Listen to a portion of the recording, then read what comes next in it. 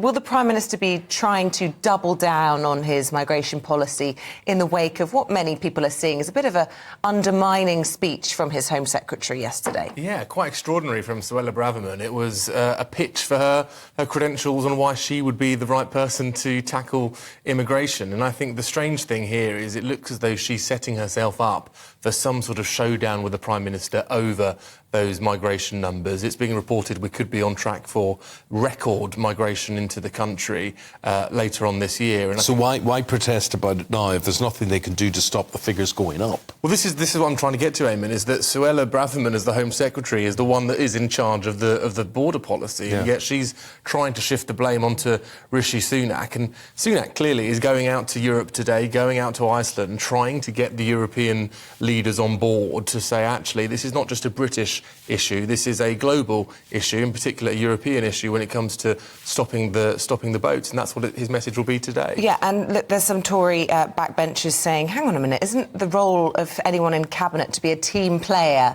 If not, get back on the back benches. So surprise about the Suella Braverman stuff. And in relation to this meeting with the European Court of Human Rights boss, he's not going to be interested in what Rishi Sunak has to say, are they? I mean, it just strikes me as he's trying to undermine the court, essentially, so that he can push through his rules for his own reasons. Yeah. These pyjama injunctions, as they're described, but they're not going to be having a bar of it, are they? Well, they're probably not, Isabel, and that's why he needs to get the rest of the European leaders on board to go to the European Convention on Human Rights to say, look, this is an issue for a number of us. It's not just Britain that has the problem here. And it's quite complicated, but there's Rule 39, which is essentially stopping these deportations to Rwanda. That is the key that's the key issue, really, that's stopping the Prime Minister from implementing that part of the illegal migration bill that he's trying to pass through Parliament. So if he can't get that change, his hands are tied. And I think this is where the difficulty is, and this is where the conversation about the European Convention on Human Rights starts bubbling up again. Is this what this is all really about, or is this Suella Braverman saying, oh, we've all seen Penny Mordaunt and her big sword, but I can wield a sword, I can do things. Is this a leadership battle? I think it absolutely is a leadership battle. I think she sees that there is a slight appetite on the right of the Conservative Party to have a leader who perhaps is tougher on immigration, or being seen as being tougher on immigration than Rishi Sunak is. Suella Braverman clearly wants to position herself as that person. And let's not forget, she came out of nowhere. No one had heard of Suella Braverman 2 or 3 years ago, but now she is dominating politics, and she is popular with the right wing of the Conservative Party. It's interesting you say that she will be seen to be tougher on migration than Rishi Sunak is. It's not that he is or isn't, it's that he's being painted as if he isn't tough on migration. So she's stealing a march on him, isn't she? This is it. And what I find strange about the narrative around Rishi Sunak is actually, if you look at his politics on paper, he is quite right-wing, far more so than Boris Johnson was, who was a big spender, high-tax type of politician. Rishi Sunak isn't that guy, but it's just the way in which he presents himself that perception has been able to take hold, and that's a problem for him, given the pressure of those on the right of the party. What isn't a problem for him was his surprise visit from Zelensky yesterday. Almost all the papers covering that fantastic picture, frankly, just in terms of optics, of the two of them embracing on the field outside Chequers yesterday. That will have boosted his own sort of security position and ranking within the party. And yet, meanwhile, his predecessor, Liz Truss, off to Taiwan today to add to his undermining headaches. What's she up to? Well, Liz Truss going to Taiwan today and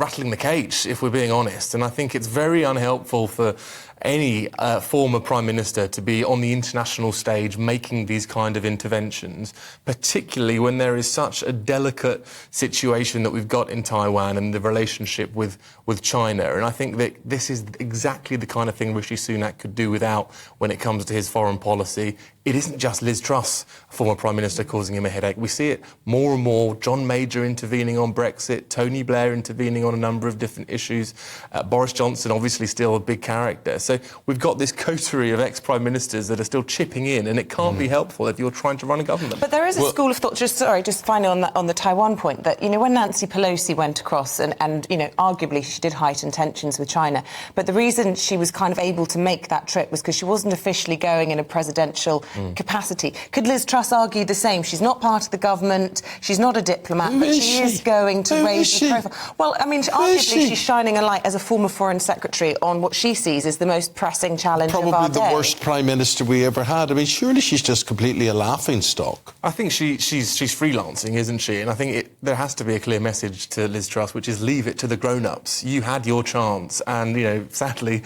you're no longer in that position of power anymore. She's ultimately a backbench MP. So what she's doing, gallivanting in Taiwan, making lofty speeches about foreign policy, I don't know. Maybe she's being paid. Well, I'm sure she is. I'm sure she's being handsomely rewarded for it. But she can't do that in the capacity of someone with influence in the British government. There's some suspicions that while Suella Braverman's making speeches in a bid to become Prime Minister, Liz Truss is making speeches in a bid to be at the UN at some point in the future. Makes sense. Maybe. And you know, Liz Truss is still a young woman when it comes to politics, and she still has a career ahead of her. So she can't move away. But I mean, if you mentioned her name to me, I would just laugh. And I think a lot of people on the foreign global stage will do the same. But she's obviously got desires to either go to the UN to write a book or whatever. I'll tell you what is much more relevant. As Bill Clinton would say, it's the economy, stupid. Front page of the Times, and the headline is a fifth of all taxpayers will now be in a 40p band. And I keep talking about this on the programme,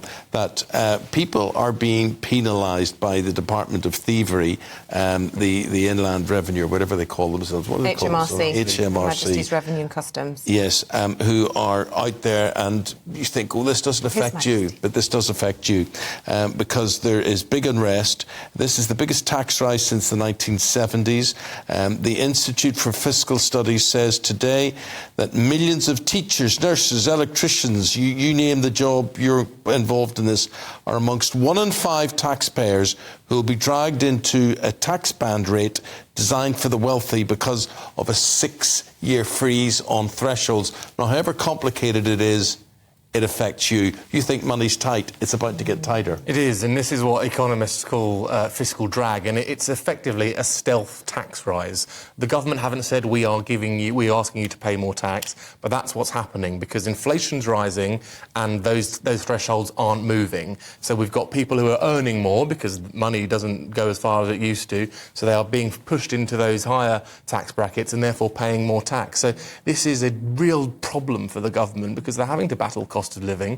40p tax rate used to be for those who were considered wealthy. You know, now, as you say, it is people on a number of different incomes that are going to be struggling even more as a result of this fiscal drag.